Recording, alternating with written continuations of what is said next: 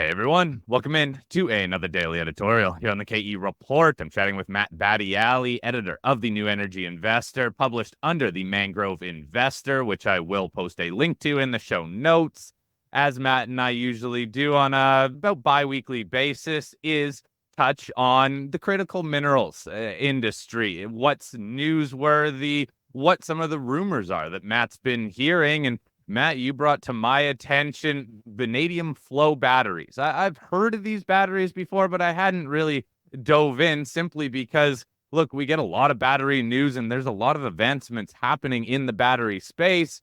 And undoubtedly, at least in my mind, there are going to be these disruptive technologies and batteries that really change the outlook for the battery sector.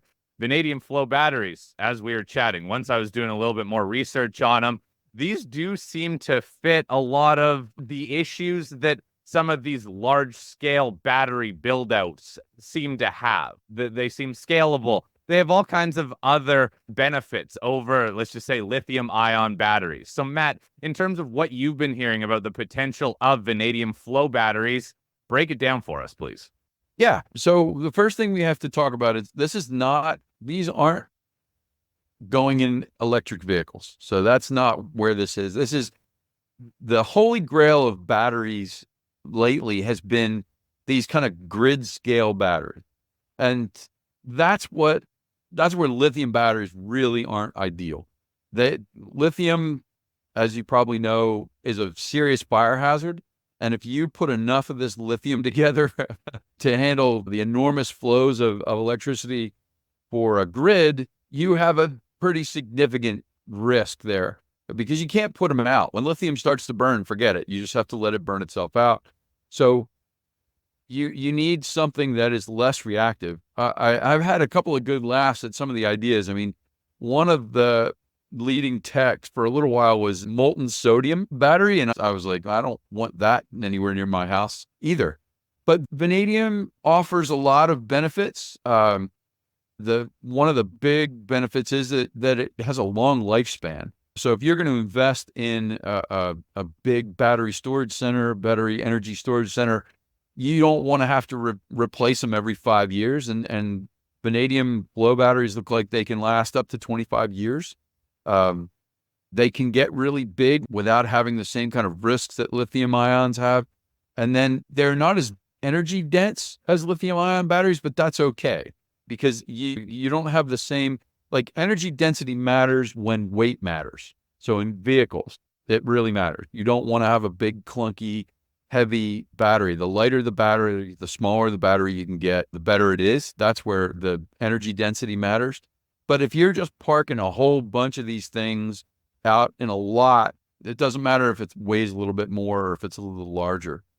So grid scale batteries, here's the critical aspect of them. They do two things. The first thing that they do is they take a lot of the risk out of renewables like wind and solar. So the risk with wind and solar is that demand for electricity happens sometime when it's not windy or it's night. So, that they're not working. So with a battery, you can charge it all day when it's from a solar array. And then when you have demand at night, you can supply it back into the market. The other thing that batteries do is they even out the market. So right now, electricity prices are highly variable, and it's demand-based. So in the morning when everybody wakes up, they turn on their stove, they turn on their hair dryer, they throw laundry in the dryer real quick to spruce things up, you get a massive energy draw, and the price goes up because the demand goes up. The middle of the day, things come back down, and then at night when everybody gets home, they turn on the TV, they turn on the dishwasher, all that stuff. Again, the price goes up. And then at night, everybody turns everything off. Demand goes to almost zero, and the energy supply gets a lot less expensive. If you have batteries that are large enough, they can resupply when nobody's using electricity and then feed into the market when you get peaks in demand. And what that will do is flatten out the price. So it becomes very useful in terms of the cost to us as consumers, but also, like I said, being able to store energy from these intermittent producers like wind and solar and feeding it into demand when it happens. So we're going to see a lot of these, but right now it's China that's really driving demand for these vanadium flow batteries. And the scale of these things, the projected growth is off the charts.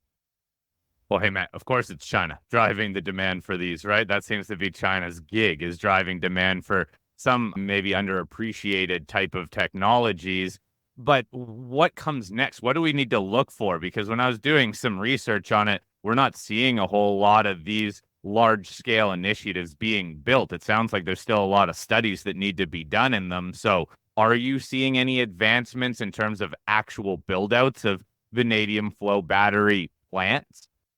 No, China's kind of opaque when it comes to that.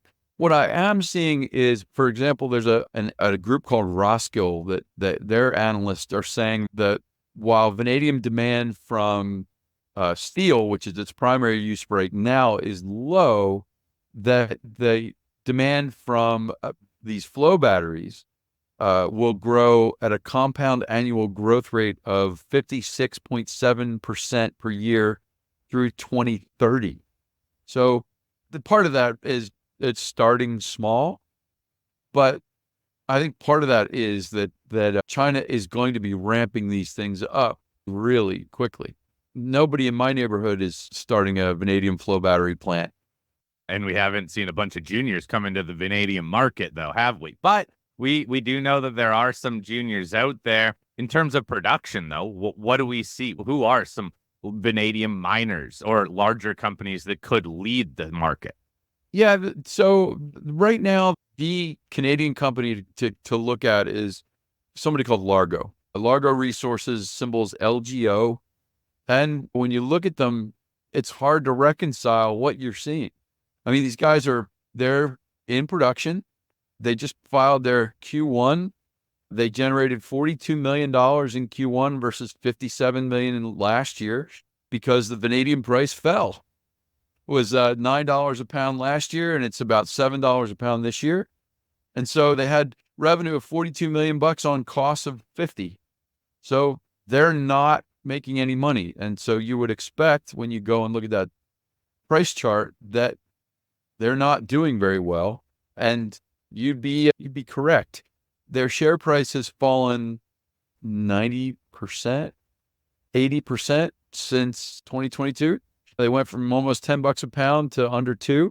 They've bounced back up. They're about $260 now. But I mean, this is a company that generates $100 and some odd million a year in revenue, but it's mostly because the price of vanadium has just absolutely cratered.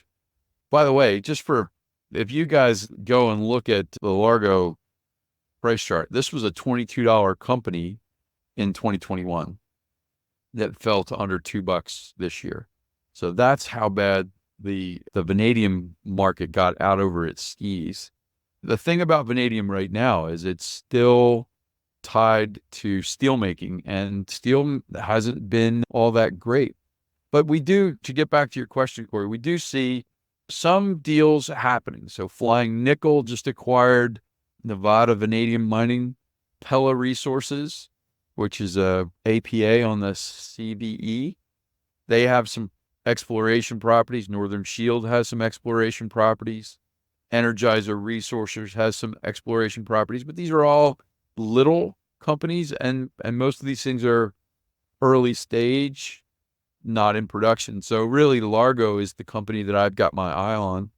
We don't own it, but it's something that I'm going to keep my eye on, possibly for putting in the letter down the road, because I want exposure to exactly these kind of metals, because this is how the lithium boom started, right?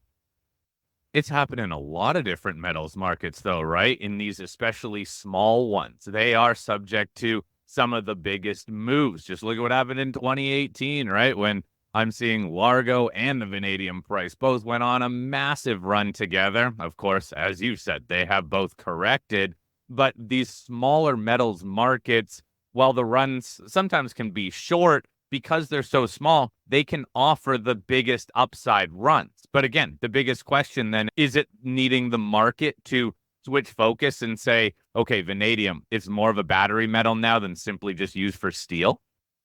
Yeah, I think that's exactly what has to happen. I mean, to use lithium as an example, historically, nobody cared about lithium. It was a byproduct from fertilizer production for the most part. It was used in grease and it was used in some paints, and it really didn't have the other mineral that you got out of mining potash, and you could sell it, but it wasn't really a profit center.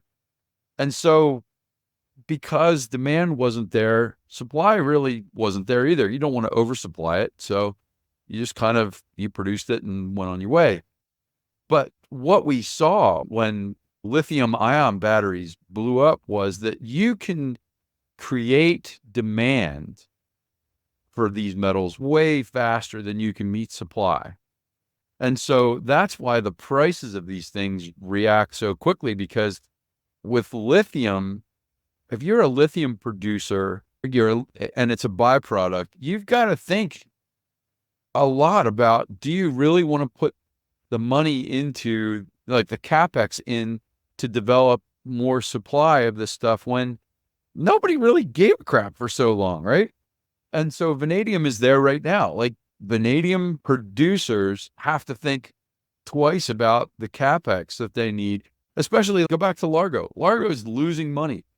They're producing $100+ million worth of vanadium and losing money on every pound they produce. So do they really want to expand production? So supply is nowhere near as dynamic as demand.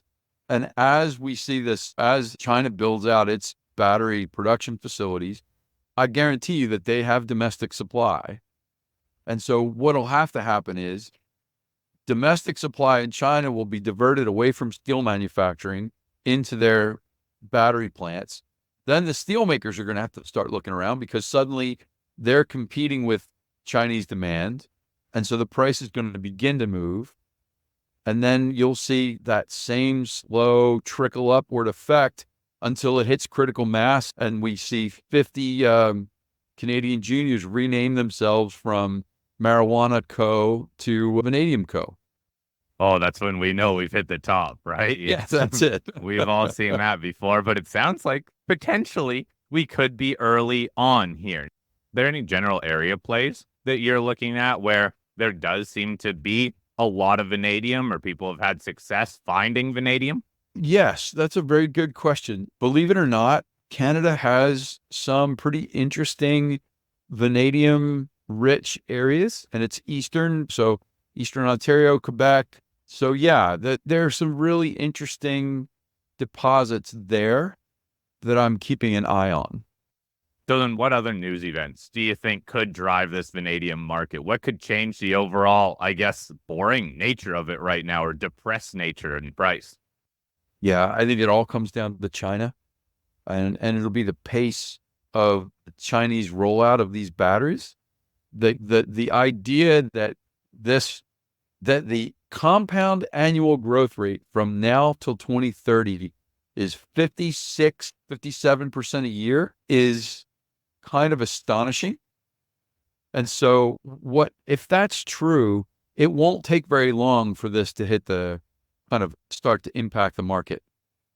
We're talking about this briefly offline, and I think it's a conversation for another call. It's how much weight and how much faith you have in these estimates. We're kind of at the mercy of these analysts. But we also know that China is a command economy. And so if these grid scale batteries are this important and vanadium does fit the bill the way people are projecting it to, this could happen really quickly, Corey. I think really quickly.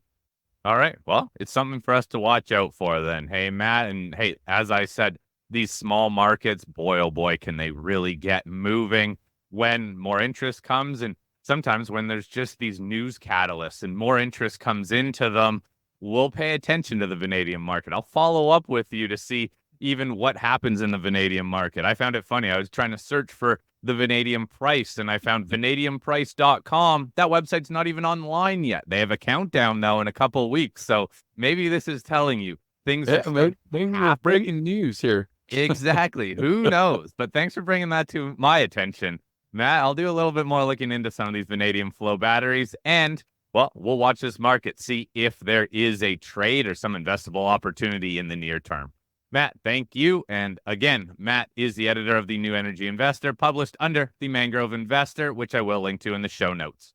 Matt, have a great rest of your week. You too. Thanks.